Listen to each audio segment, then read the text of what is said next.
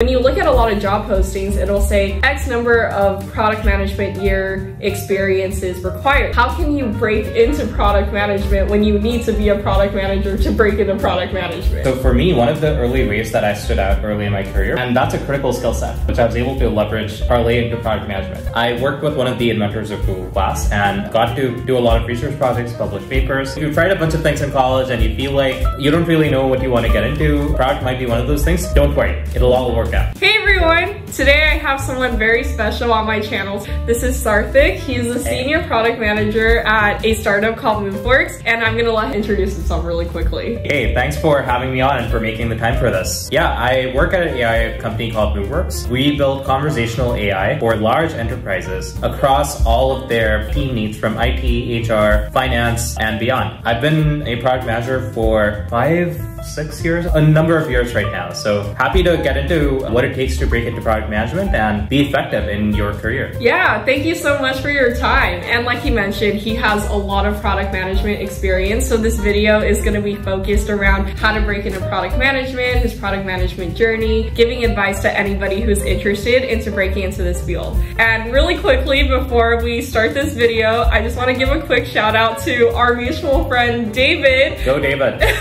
So for anyone who's been following my channel for a while, I'm sure you'll recognize David from our Waymo vlog series. But anyways, why don't we go ahead and get started? Let's kick this off with, how did you break into product management? Can you share your product management journey? Yeah, for sure. So I don't think I had a conventional entry into product management through an APM program or any sort of a thing. My experience in college with tech in general, I feel was actually very scattered. So if you've tried a bunch of things in college and you feel like you don't really know what you want to get into, product might be one of those things, don't worry, it'll all work out. So I started off by doing a lot of research in college. I worked with one of the inventors of Google class and got to do a lot of research projects, publish papers, these sorts of things. I also did a number of software engineering internships, which you can do as a computer science student. Lastly, I tried to take one of the projects that I built during a hackathon and try to build a company out of it. And that actually got pretty far. So that was all the background before getting into product management. Again, it's okay if you feel like you don't have a traditional path towards it. You definitely do not need experience in any of these things before getting into it. Absolutely. I think that everybody's product management journey is very, very different. And it sounds like you came from a much more technical background before going straight into product management. So I was wondering if you could talk more about that. Yeah, for sure. So in college, I got very good at building a lot of projects from 0 to 1 and being able to validate this with a lot of internal stakeholders as well as a lot of companies in particular.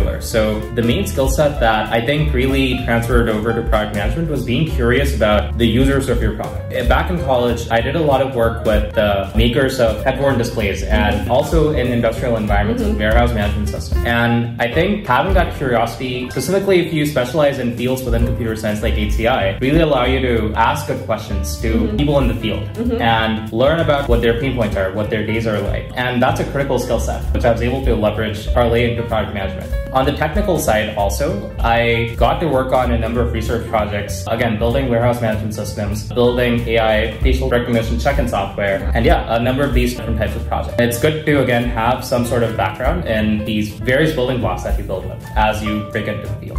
You really have a lot of really cool technical experiences here and there. So I was wondering if you could share from a recruiting point of view, your experiences of going from software engineering into product management. I think that product management is one of the most competitive careers to break into, because when you look at a lot of job postings, it'll say X number of product management year experience is required. And so I was wondering, as somebody who didn't start off as a product manager, how can you break into product management when you need to be a product manager to break into product management? Yeah, there's a couple of useful mental models for thinking about this. One is this idea of funnel. Typically, when you interview for PM positions, one is applying to jobs, second is hearing back, third is interviewing well, and then fourth is negotiating offers. So it's important to sort of gauge where you are in that funnel and figure out ways to unlock yourself at different steps of the funnel. If you're struggling to hear back after applying to a lot of PM jobs, a lot of it could come down to not being able to demonstrate that you have the skills or the experience necessary to break into this. So one effective way of doing this is actually showing that you have the skills in the form of these detailed product requirements documents, PRDs. But the second piece of this is being able to interview well. So again, again, assuming that you built a number of these PRDs that are public facing, that show your ability to structure your thoughts, to do these sorts of things, you can tailor this for specific sort of positions that you're interested in. So let's say that you're very interested in consumer virtual reality, augmented reality type positions at large tech companies. And a great way of distinguishing yourself here is actually going deep into the wearers of these head-worn displays and interviewing a number of these people and really illustrating these pain points in some sort of meaningful way. This makes you seem thoughtful and like you know this sort of space, and then gets your foot in the door. Within the interview process itself, there's a number of standard templated questions that we typically ask. So things like, how would you address some sort of product problem? Or what are the user pain points and these sorts of things? And so being able to structure these sort of interviews and study them, understanding what type of interview you're doing, again, helps you that particular step. And then same principle applies for negotiations. That's amazing. Thank you so much for sharing all of that. Yeah, I mean, it wasn't an easy journey, don't get me wrong. I had some very embarrassing interviews with companies that we all know and love in this process. The main thing about recruiting is being able to stand out in some way, especially in the market right now. There's a lot of people that have done similar internships like you or have worked on similar projects like you. And so it's quite important to have some sort of edge, whether it's in the form of research that you've done or projects that you worked on. So for me, one of the early ways that I stood out early in my career was going to lots of hackathons. So especially if you're in a CS program or you know how to code, hackathons are amazing for so many reasons. Let me just list them out. You have access to recruiters oftentimes at a lot of these hackathons. You're forced to finish a project within 24, 36 hours, whereas normally you wouldn't have any sort of pressure like that.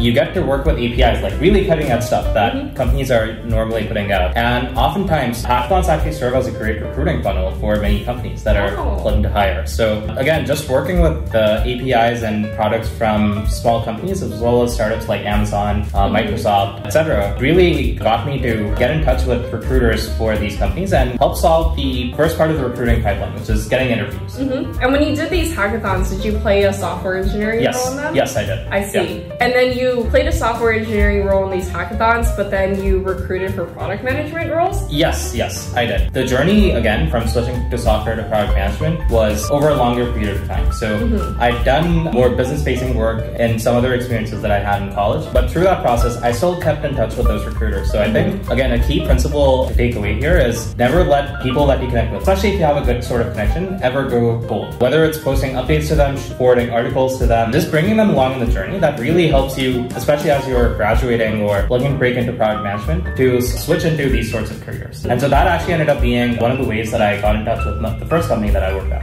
Yeah, that's awesome. Do you think you could actually elaborate more on how can I build effective connections, how you keep these connections, especially for product management? So the main artifact that a lot of PMs, as you know, produce are these detailed product requirement documents or these memos that outline some sort of requirement of what the product should be, who the users are, what they should be. And the best way to break into product management is to show that you have these sorts of skill sets already. And so I can get into the process for one particular program that I applied to, which was the Climate Perkins Fellowship. One of the prompts is literally writing one of these PRDs yourself. And again, the way that you can use any sort of projects that you worked on and turn them into product-facing assets is to write these sorts of memos, to write these sorts of PRDs. So for example, one particular PRD that I wrote, happy to share it with this group if that's interesting, is about the Instant Pot. I'd gotten really into cooking and it felt kind of cool that I didn't have to eat out all the time. And so I just wrote this giant sort of PRD for it, including who the target audience was, what their pain points were, and how they could really differentiate themselves from other competitors that were coming on at the time. And again, the advantages that you'd have if you do a CS program or any sorts of things, you have access to a lot of people that might actually use your product. For this particular PRD, the way that I took it a step further is actually interviewing a bunch of these people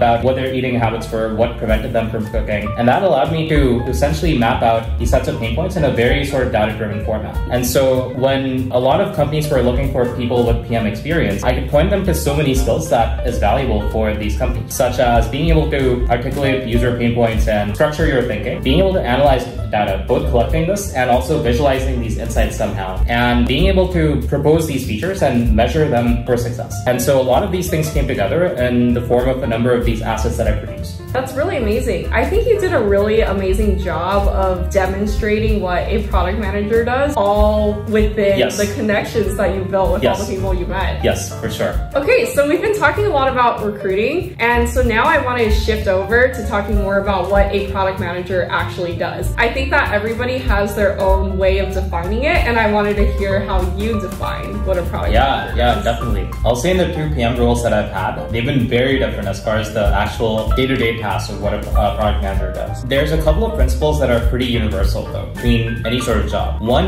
is being user-focused. Typically, there's a set of users that any sort of product manager has to make happy, whether they be customers, which could be large enterprises, day-to-day users that are segmented in some sort of way, businesses that might be involved in partnering with your company in some sort of way. There's all these sets of stakeholders, and also inside the company. You might be building for a lot of different teams internally. One is being aware of what all of these stakeholders want and being able to highlight their needs, their pain points. The second piece of this is being able to derive some sort of direction for evolving the current sort of product. And there's different levels to this. One level is just being able to identify what are some obvious gaps in the features or the functionality that area that you're working on has. Another level beyond that is being able to identify what are gaps or opportunities that are in the market your company might be able to invest in and really get good at. The next level beyond that is how do you actually align different teams to work towards some sort of larger capability that might not pay off immediately, but could pay dividends much further down the line. So at MoveWorks, we are involved in a lot of these sorts of decisions at all different levels. The final part of what does a product manager do is execution. It's not enough to come up with the perfect feature if it never reaches a customer. And so driving distribution of the feature, whether it be through some sort of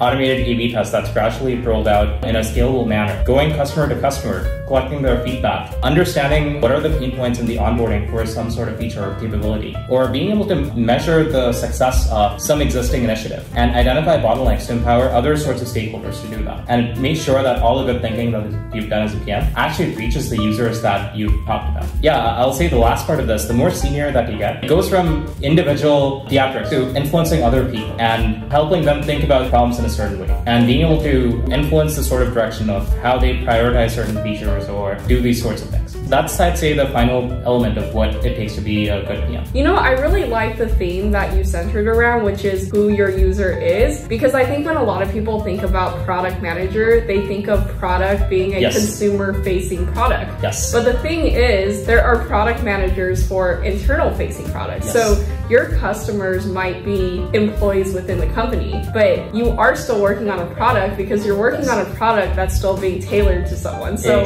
I really, really like you bringing up that point. Of course. That's the most important thing, right? None of what we'd be doing is different from like a strategy role or a consultant type role if we're not grounded in the users and really understanding if they're happy. Yeah, of course. Also, I really like how you started talking more about the differences being a more junior PM versus a more senior PM. So I was wondering if you could expand more about that. Like, what is the difference in the type of work you do and what does the career trajectory look like? Certainly. So again, I haven't sort of maxed out this career trajectory, so my perspective is somewhat limited, but more junior facing PMs typically own certain features or capabilities within a platform. They're still products, but the level of influence that you have typically extends to one segment of users, one major team that you collaborate with, and projects typically are expected to start and finish between 1 or 2 quarters. And again, this manifests itself in a lot of ways. So if you're working at a robotics company or some sort of hardware product, this could be the design of some sort of small subassembly or some sort of component that goes inside of a larger machine.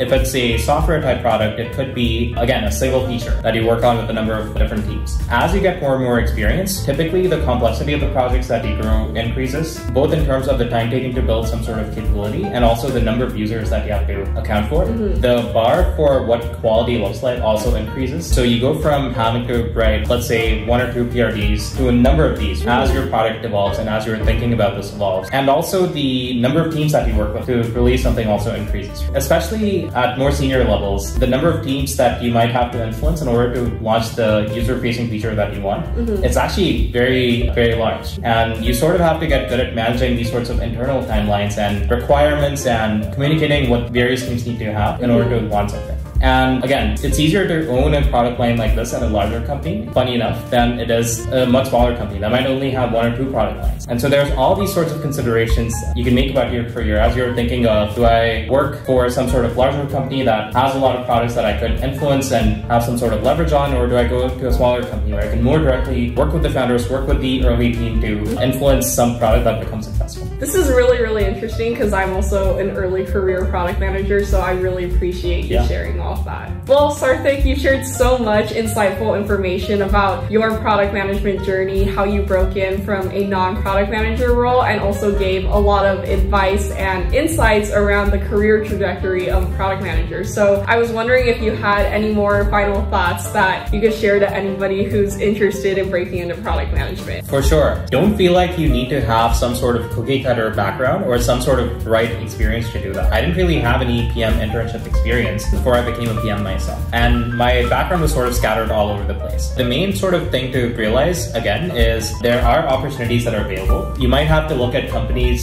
that don't traditionally appear as big tech companies that are looking for PMs, and be really mindful of what the needs of the hiring managers are and what sort of product areas that they're looking to hire for. Good ways to distinguish yourself, again, do the work, get in touch with recruiters, and more specifically hiring managers who'd likely be your managers if you were to break into the job, and try to understand what sort of needs they might have, and identify where you are in this recruiting funnel, and really work on improving your skills at the step of the recruiting funnel that you're stuck at, rather than focusing on everything. And don't lose hope. There's lots of opportunities in tech, even though it might not appear like it, and just be gritty about this stuff. So it took me, I think, about 1.5 years from realizing that product management was an option for me to personally get my first job full-time after graduation. So don't lose hope. Thank you so much. That's a lot of encouragement for everyone, and for everyone who is out there recruiting for their first product management role, you can do it. Yeah, you got this. Well, Sarthak, thank you so much for your time. Also, thank you so much to David for introducing me to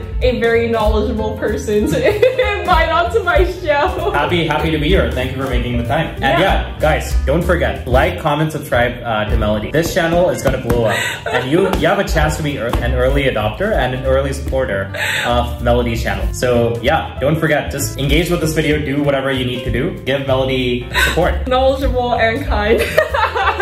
Well, thank you all so much for watching. I'll see you all next time. Bye. Bye-bye.